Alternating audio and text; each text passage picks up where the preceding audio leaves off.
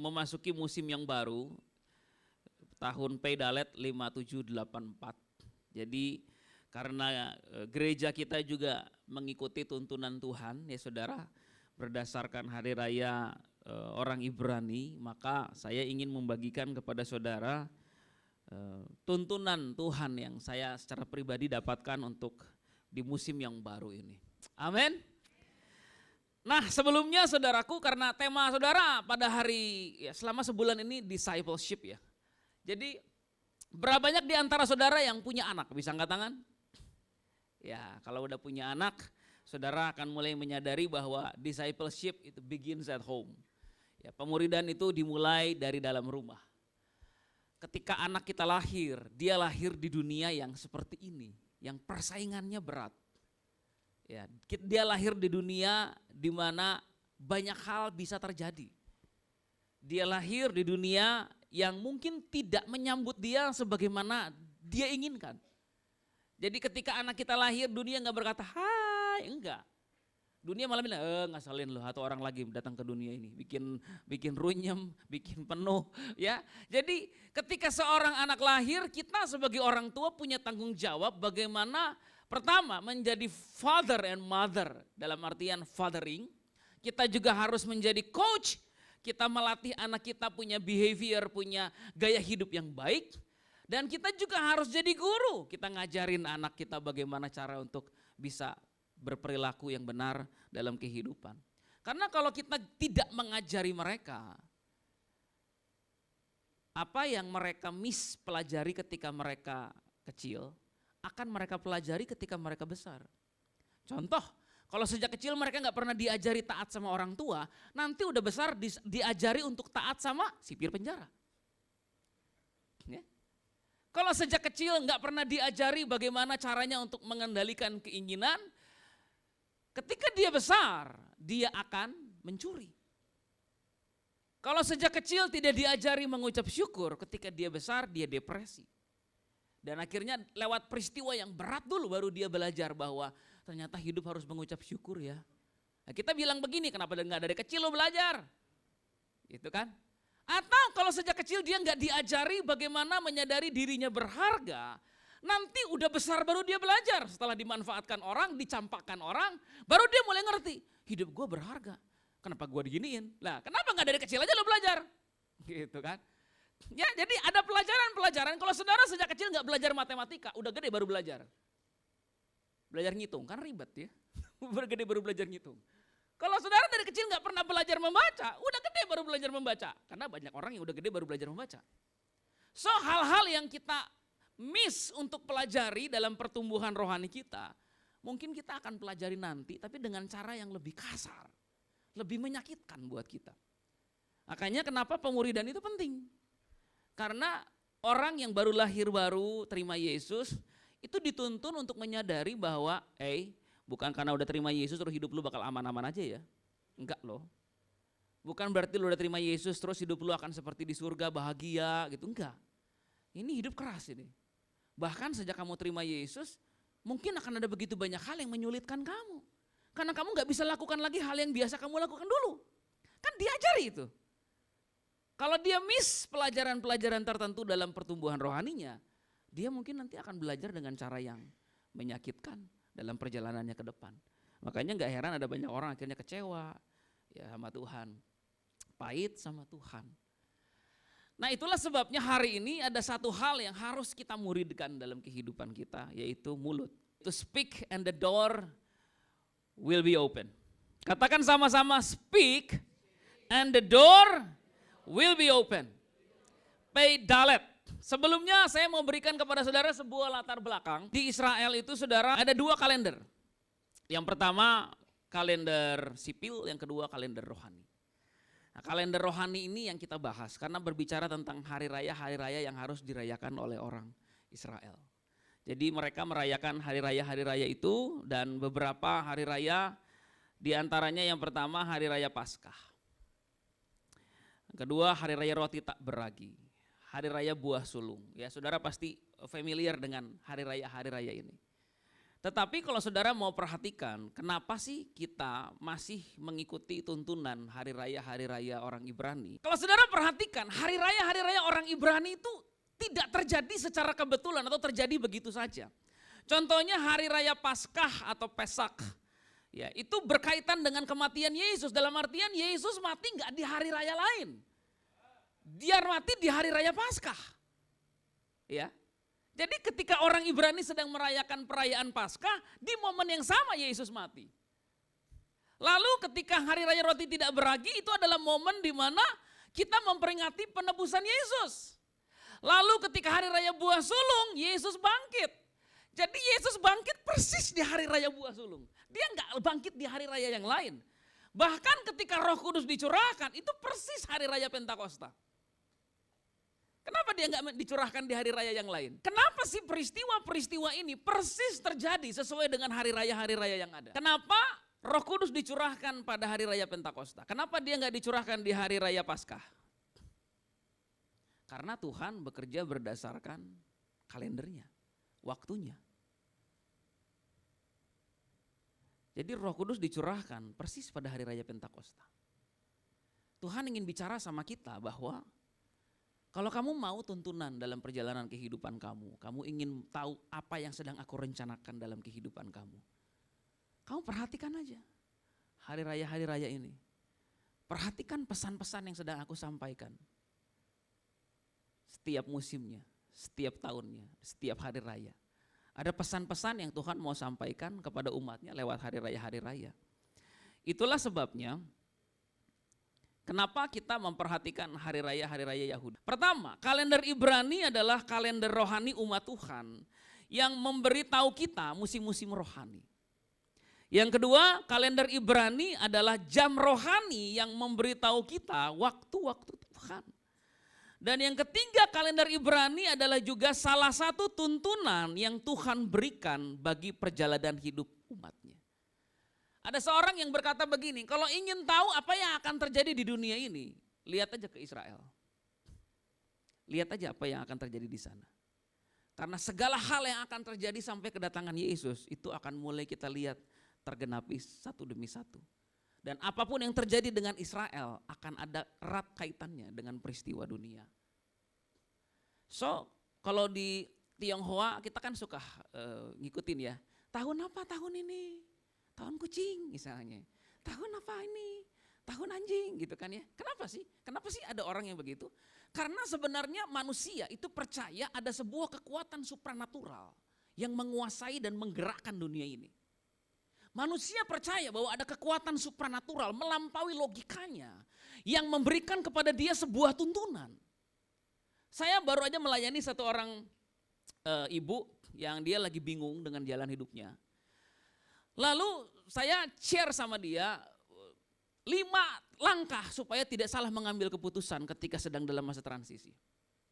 Lalu dia bilang begini, Pak ada langkah ketiga saya salah Pak. Dia bilang apa itu? Saya minta nasihat kepada teman saya yang suka pakai kartu tarot. Padahal dia udah pelayanan. Bayangkan sudah melayani di gereja. Bukan level jemaat itu. Lagi stres nanyanya ke kartu tarot. Saking bingungnya dengan hidupnya. Oh saya udah Bu, kalau emang udah salah Ibu bertobat. Tapi saya jadi tergelitik kesannya kenapa ya? Karena manusia itu mencari tuntunan saudara. Manusia di dalam hati kecilnya percaya bahwa ada satu kekuatan supranatural yang tidak membiarkan dirinya berjalan sendirian dalam hidup ini. Yang ingin menuntun perjalanannya. Itulah sebabnya Tuhan berkata kepada kita, aku ini hendak membimbing engkau. Aku ini hendak menuntun engkau. Aku ini ingin mengarahkan engkau kepada tujuan yang telah aku sediakan buat hidupmu. Nah itulah sebabnya kenapa Tuhan berbicara dan menyatakan pesannya lewat hari raya. Nah sekarang kita akan segera memasuki kurang lebih 15 September nanti. Musim yang baru yaitu tahun Peidalet 5784. Di situ ada ayat yang saya tampilkan, Matius 7 ayat yang ke-7. Mintalah maka akan diberikan kepadamu, carilah maka kamu akan mendapat, ketoklah maka pintu akan dibukakan bagimu. Berarti kalau kita mau lihat pintu dibuka harus ngetok ya. Ternyata harus ngetuk. Ternyata enggak terjadi begitu saja. Ternyata kalau kita mau mendapat, kita harus minta. Kalau enggak minta enggak diberi. Karena ini Yesus ini yang bilang. Kita lihat yuk, the meaning of pay. Pay itu salah satu abjad Ibrani, saudara, yang memiliki arti seperti mulut. Dari bentuknya seperti mulut. Dalam Kejadian pasalnya yang ke-1 dikatakan di situ, berfirmanlah Allah, jadilah terang, lalu terang itu jadi. Nah, kata pay ini, huruf pay ini memiliki arti pertama mulut atau nafas. Yang kedua memiliki arti perkataan penciptaan atau the speech and creation. Yang ketiga pay memiliki arti keheningan seperti dalam kisah tembok Yeriko. Dan yang terakhir pay angka 80 itu memiliki arti kekuatan. Kita lihat arti dari dalet. Dalet memiliki arti itu seperti pintu. Dalam Wahyu pasalnya yang ketiga ayat 20, lihat aku berdiri di muka pintu dan mengetuk, jikalau ada orang yang mendengar suaraku dan membukakan pintu, aku akan masuk mendapatkannya, dan aku akan makan bersama-sama dengan dia dan ia bersama-sama dengan aku. Dalet punya arti pintu atau gerbang, dalet juga punya arti gerbang menuju pengetahuan akan misteri kehidupan. Dalet juga punya arti orang miskin yang menerima pemberian dari orang kaya. Dan dalet adalah abjad keempat yang memiliki arti pengetahuan atau knowledge. Kalau menurut gambarnya piktograf ada pintu pada sebuah mata. So dalet itu punya pengertian begini saudara. Mata adalah pintu menuju realita Allah. Namun mulutlah yang menjadikan realita Allah itu realita manusia. Dengan mata kita melihat, dengan mulut kita mendapatkan apa yang kita lihat. Dengan mata kita punya visi, tapi mulutlah yang membuat visi itu digenapi. Jadi kalau apa yang kita lihat dan apa yang kita ucapkan itu tidak sinkron, kita nggak akan mengalami itu. Nah, ketika saudara mendengarkan firman Tuhan, saudara sebenarnya sedang melihat. Saudara sedang melihat sebuah gambaran yang Tuhan ingin nyatakan buat saudara. Ketika saudara mendengarkan kebenaran firman Tuhan, diajar dalam pemuridan atau apapun, saudara sedang dibantu untuk melihat rencana Tuhan. Tetapi kalau apa yang kita katakan tidak selaras dengan apa yang kita lihat, kita tidak akan mengalami itu. Nah, hal yang paling sulit untuk dimuridkan adalah mulut. Dan saya ngalamin benar betapa paling enak tuh mengeluh. Entah gimana, saya pernah duduk lalu berpikir begini. Emang saya harus gak boleh mengeluh sebenarnya ya. Sebenarnya gak boleh saya mengatakan ini sama diri saya sendiri. Tapi kok enak kalau dirasa dikit-dikit ini ya. Kok lama-lama tuh kayak seneng gitu, bodoh lu gitu. Kayak lama-lama tuh kok jadi menikmati perkataan itu. Pernah gak sih saudara merasa enjoy dengan mengata-ngatai diri saudara sendiri? Emang lu gak bisa apa-apa. Udah lo sebagai suami ini udah gak ada gunanya lo. Kayaknya tuh awalnya sih menolak, tapi lama-lama kayaknya mengeluh ini enak juga ya. Kenapa saudara mengeluh enak? Karena ketika saudara mengeluh, saudara sedang membuang sampah dalam jiwa saudara. Keluhan adalah cara manusia membuang sampah. Jadi gak salah dong Pak kalau saya mengeluh. Gak salah, tapi ngeluhnya harus ke Tuhan dong. Kalau ngeluhnya cuma ke boneka Doraemon, ya ngeluhnya ke boneka Naruto, ngeluh ke angin yang saudara tidak bisa lihat, keluhan-keluhan itu pada akhirnya merusak. Tapi kalau kita mengeluh sama Tuhan, jadinya bagus. Makanya dalam kitab Mazmur kita lihat keluhan-keluhan itu ada. Abram mengeluh, Tuhan udah 15 tahun saya tunggu pengen punya anak. Alah Tuhan gak akan kasih saya anak, itu ngeluh gak? Ngeluh, tapi ngeluhnya benar. Kenapa? Ke Tuhan. Coba kalau dia ngeluhnya bukan ke Tuhan, rusak jiwanya kan. Daud mengeluh, Tuhan berapa lama lagi engkau izinkan aku ini Tuhan dikejar-kejar mau dibunuh. Yusuf mengeluh, saya gak salah apa-apa. Saya udah nolongin orang, udah nerjemahin mimpi orang. Orang yang gak ingat sama saya. Udah ditolongin gak ingat sama yang nolong. Tapi kalau kita ngeluh sama Tuhan, keluhan kita itu membuat iman kita bangkit. Tapi kalau kita mengeluh bukan sama Tuhan, efeknya akan merusak jiwa kita. Kalau ada di antara saudara yang sampai sekarang masih mengeluh dengan kehidupan, enggak apa-apa, tapi ngeluhnya ke Tuhan dong. Cuma dia pribadi yang paling memahami kondisi kita saat ini. Yang lain cuma dengerin doang. Konselor dengerin saudara doang. Psikolog dengerin saudara. Pendeta dengerin saudara. Gembala dengerin saudara. Ketua kul dengerin saudara. Kadang kita nggak bisa punya solusi. Tapi kalau kita mengeluh sama Tuhan. Amin. Amin. Coba tepuk, coba tanyain kanan kirinya, lu masih ngeluh enggak? Ya, kalau masih enggak apa-apa, emang itu realita hidup, itu sampahnya banyak di jiwa kita, banyak sampah. Tapi mengeluhlah sama Tuhan. Jangan sampai perkataan kita yang kita ucapkan ke atmosfer ini malah merusak destiny Tuhan atas kita. Mata adalah pintu menuju realita Allah. Tapi mulutlah yang menjadikan realita Allah itu realita manusia. Ayo kita lihat Yakobus pasal 3. Kita mengenakan kekang pada mulut kuda, sehingga ia menuruti kehendak kita. Dengan jalan demikian, kita dapat juga mengendalikan seluruh tubuhnya. Jadi untuk mengendalikan kuda, kita pasang kekang pada mulutnya. Supaya kalau mulutnya dikekang, tubuhnya bisa kita arahkan ke arah yang kita mau. Kalau dalam perlombaan ya balap kuda, maka yang ada dalam pikiran pembalap adalah begini, si kuda ini harus aku bawa ke garis finish dan dia harus sampai lebih dulu. Dia harus sampai yang pertama. Jadi apa yang akan aku harus lakukan? Aku harus mengekang mulutnya dan mulai mengarahkan dia ke tujuan. Kenapa? Kalau mulut kuda aku kekang, aku bisa mengendalikan seluruh tubuhnya. Sama. Kalau mulut bisa kita kekang, kita bisa bawa diri kita ini ke tujuan. Kalau mulut nggak bisa kita kekang, kita nggak bisa membawa diri kita kemana-mana. Matanya sih pengen lihat kesuksesan, tapi mulutnya selalu ngomong gagal. Jadi kita nggak ngarah ke sana, kita ngarah ke sono.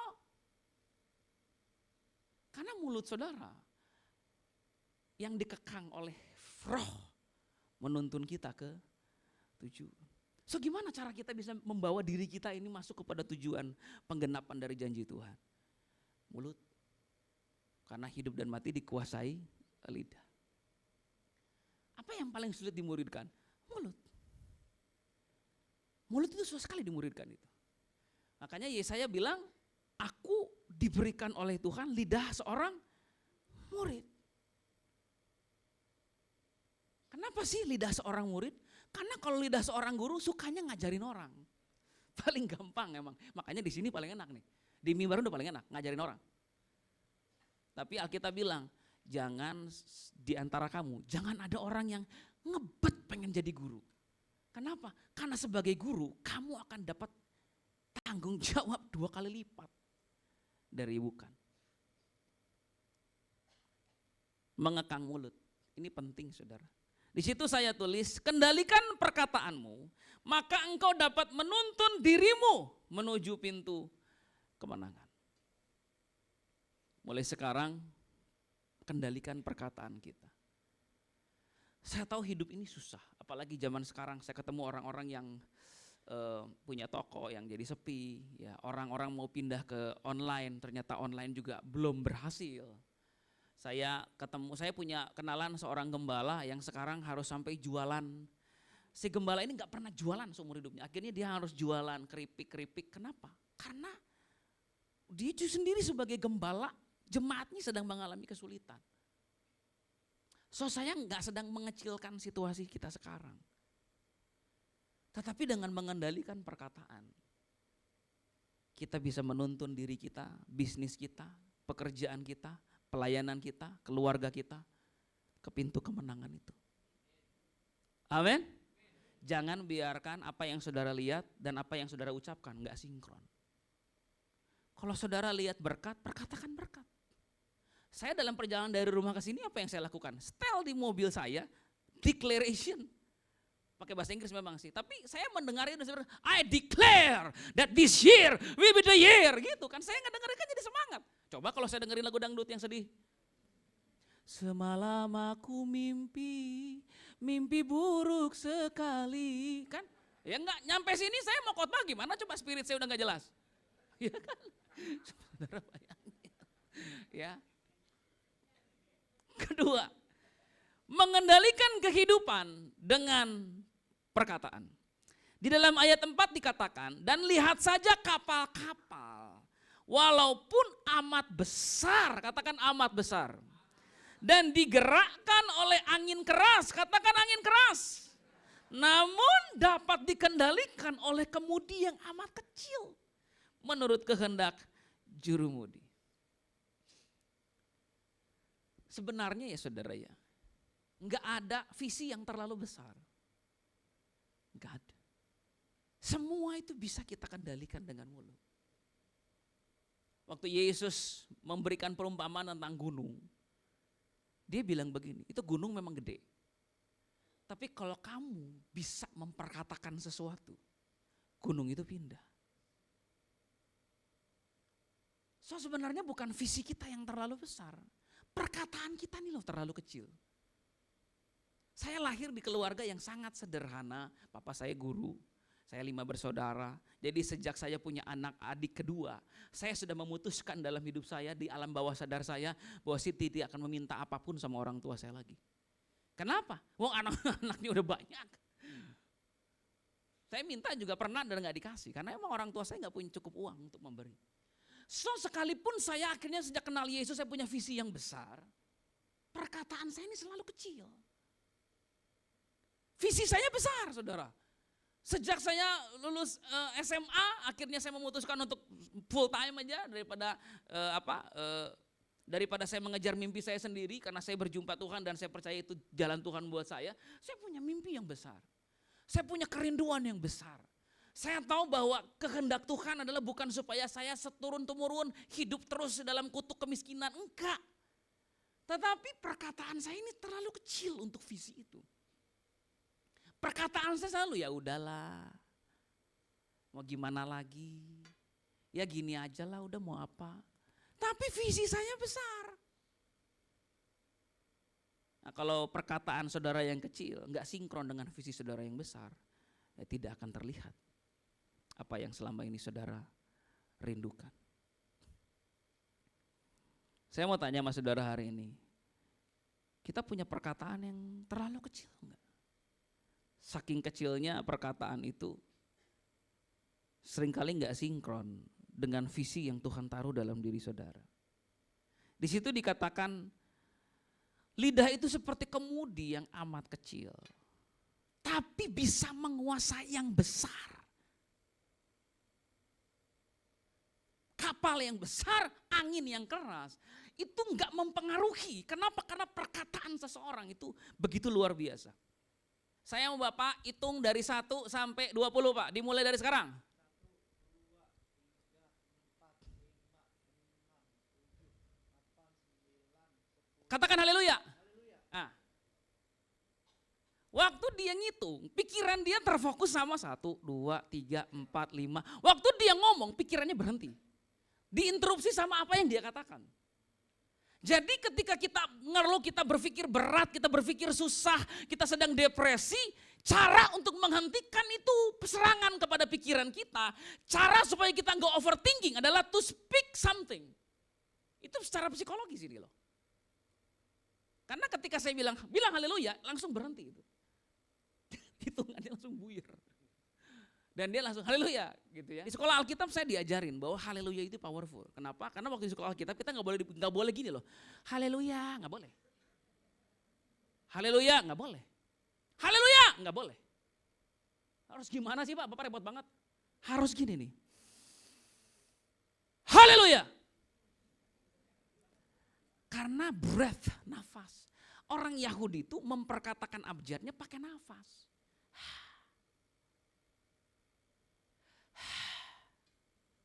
Jadi kalau saudara lihat mereka sedang membaca Taurat, karena nafas. Jadi di sekolah Alkitab saya diajarin, haleluya itu enggak haleluya, enggak begitu. Haleluya. Kan? Dari sini. Artinya apa? Bahwa itu powerful. Amin. Nah kalau saudara hari-hari ini sedang diserang oleh stres, depresi, tertekan, dan ada pikiran-pikiran yang ngaco mungkin ada dalam diri saudara, langsung perkatakan sesuatu. Udah kamu gak akan pernah lihat bisnis lu maju lagi. Enggak!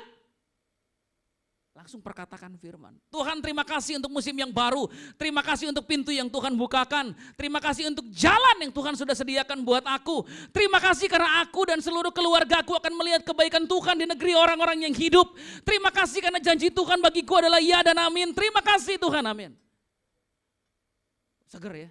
Kok jadi seger ya? Kenapa? Karena pikiran yang tadi ngaco itu langsung diinterupsi. Only by your word. Amin. Biarlah kehidupanmu dikendalikan oleh perkataan Tuhan. Maka engkau akan membuka gerbang kemustahilan.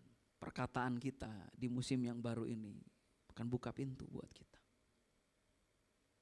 Tapi kita yang harus mau mulai mengendalikan mulut. Dan mulai menggunakan perkataan ini sesuai dengan apa yang Tuhan kehendaki. Amin. Jangan lagi seperti orang di TikTok.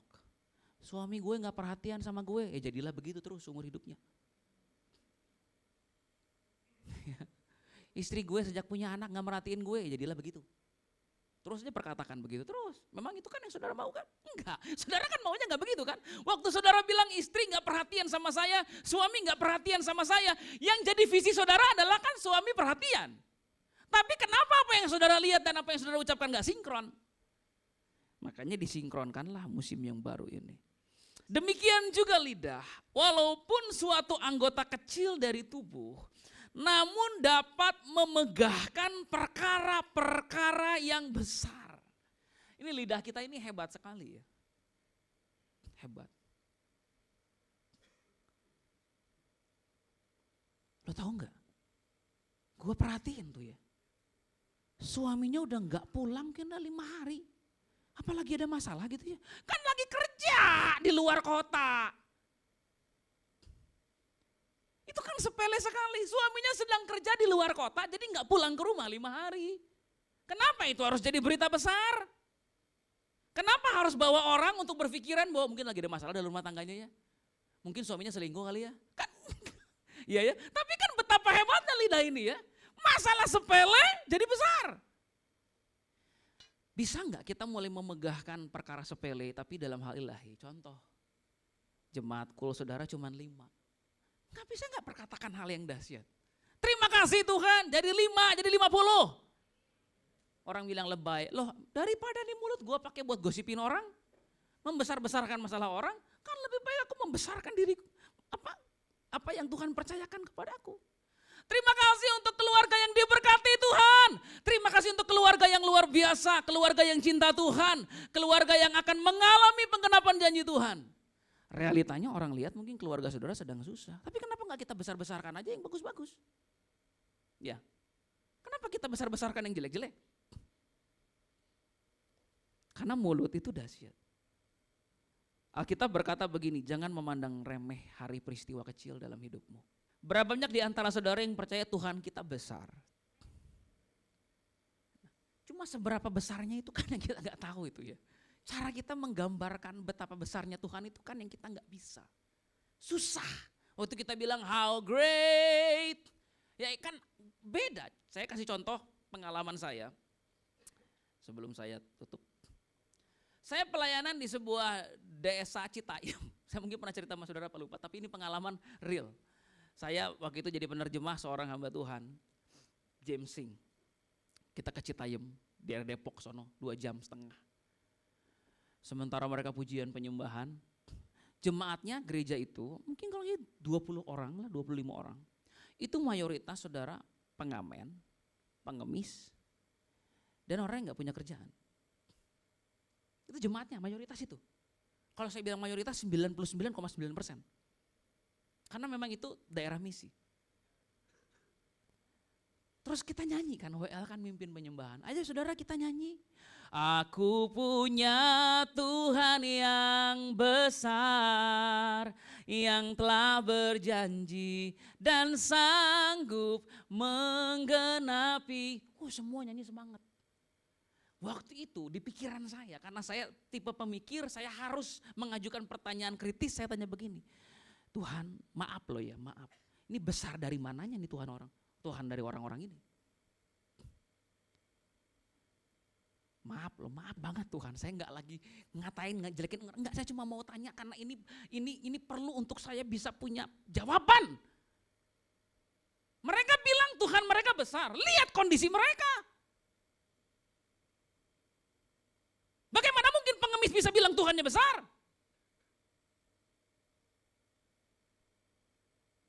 Ya, kok bisa? Tapi ini saya nggak lagi nyinyir nggak loh ya. Saya lagi nanya Tuhan, karena saya perlu jawaban. Lalu dalam hati Tuhan bicara begini. Nah, justru orang-orang ini mengerti arti Tuhan yang besar. Karena Tuhan mereka besar tidak ditentukan dari materi yang mereka punya. Tapi dari keyakinan iman mereka. Iman mereka meyakini bahwa Tuhan itu besar. Kalau lu kan enggak. Lu kan harus ngendarin Alphard dulu baru bilang, aku punya Tuhan yang besar. Jadi Tuhannya sebesar Alphard. Di Citayam itulah tiba-tiba saya bilang sama Tuhan begini, saya ingin punya keyakinan bahwa Tuhan itu besar. Terlepas dari kondisi saya sekarang. Saya mau punya iman dan memperkatakan bahwa aku punya Tuhan yang besar. Sekalipun kenyataan hidupku tidak mendukung perkataanku saat ini. Tapi aku punya Tuhan yang besar. Walau rumahku masih kecil. Aku punya Tuhan yang besar, walaupun pendapatan masih kecil. Aku punya Tuhan yang besar, walaupun gajiku belum UMR. Aku punya Tuhan yang besar. Karena Tuhanku besar. Dan orang yang mau memperkatakan Tuhan itu besar, akan mulai Tuhan bawa untuk mengalami kebesaran Tuhan itu. Amin. Amin. Ini tahun di mana perkataan kita akan buka pintu. So kendalikan mulut dan perkataan kita masing-masing. Mari, selama ini kita disuruh menandatangani surat kontrak. Dunia ini ingin saudara menandatangani surat kontrak. Apa surat kontraknya? Udah tanda tangan aja. Tanda tangan aja di sini, lo orang susah, lo gak akan pernah bisa berhasil. Lo gak akan pernah lihat janji Tuhan digenapi. Udah terima aja mah realita hidup lo gitu. Tanda tangan aja. Dan kita tanda tangan ya deh. Terima aja lu gak akan pernah bisa punya anak. Dokter tuh bilang lu gak bisa punya anak. Rahim lu tuh udah rusak. Terima aja. Kan sekarang kan yang lagi diajarin di dunia gitu kan. Terima kenyataan kan. Ya. Terima aja apa yang ada, bersyukur. Saya mau bilang sekarang, jangan bersyukur dengan cara bodoh. Jangan. Saya orang yang bersyukur loh. Tapi saya tahu bersyukur itu bukan berarti saya pasif dan menerima kenyataan dan pada akhirnya tidak lagi punya mimpi. Salah. Orang yang bersyukur itu bersyukur dalam perjalanan menuju kehidupan yang lebih baik. Bukan bersyukur karena dia berpikir hidupnya gak akan pernah baik. Kita bersyukur karena kita tahu kita punya Tuhan yang besar yang akan membawa kita dari keadaan kita sekarang kepada keadaan yang jauh lebih luar biasa. Kita bersyukur karena kita tahu Tuhan gak akan pernah meninggalkan kita di tempat di mana kita berada sekarang. Kita bersyukur karena kita tahu Tuhan tidak akan pernah meninggalkan kita dalam kegelapan selamanya, dalam kesulitan selamanya, dalam keterpurukan selamanya. Kita bersyukur karena kita tahu sekalipun kita masih dalam keadaan seperti ini, Tuhan lagi menuntun kita ke musim yang baru. Amin. Jadi kalau ada di antara saudara yang hari ini pernah menandatangani surat kontrak menyerah dengan kehidupan, robek surat kontrak itu. Jangan pernah menerima apa yang dunia tawarkan kepada saudara kalau itu gak sesuai dengan apa yang Tuhan rencanakan. Saya mau kita masuk musim yang baru dengan iman yang menyala, dengan gairah. Kenapa? Karena kita tahu kita punya Tuhan yang besar. Amin.